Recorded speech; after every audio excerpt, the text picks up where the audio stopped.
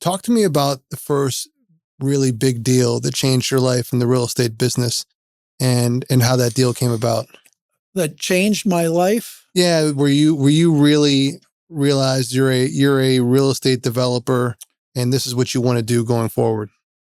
Well, I did a lot of smaller projects, but what I really focused on was real estate development. I tried brokerage, I tried construction, and those are all stepping stones to learning about the business.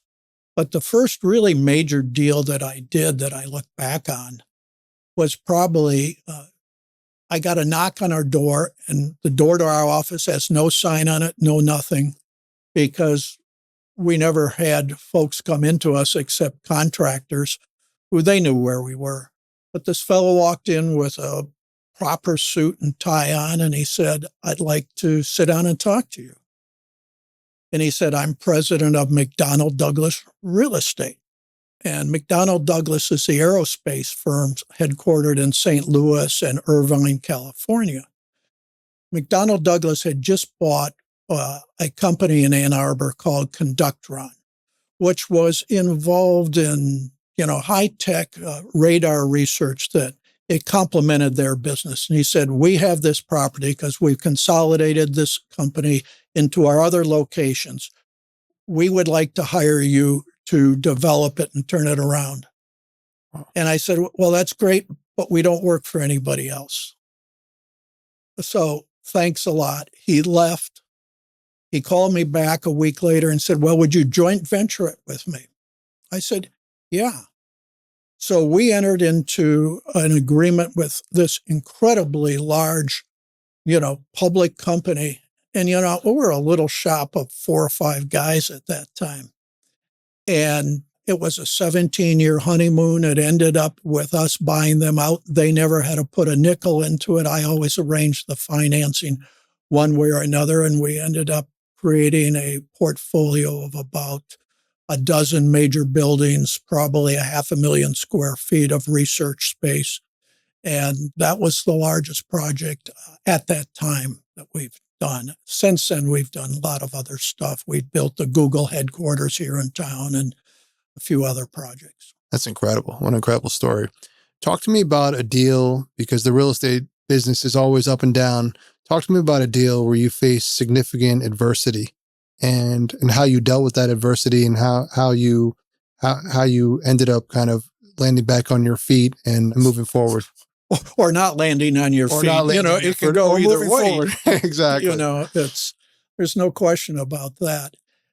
I learned one thing early in real estate. It's really a public sector business because you have to get so many approvals as a developer, which again, I focused on.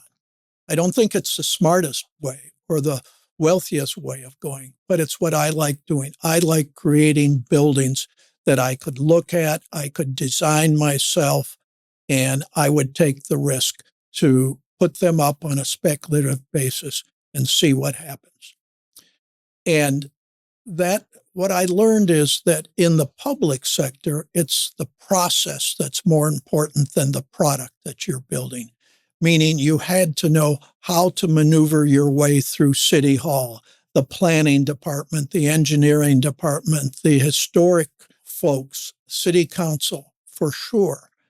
And that meant a lot of one-on-one meetings. It meant a lot of working and trying to share the ownership of projects with as many people as possible. And I can say those skills that I learned in that business helped me immensely in my work in the public sector, either at the Olympic Committee or here at Michigan as athletic director.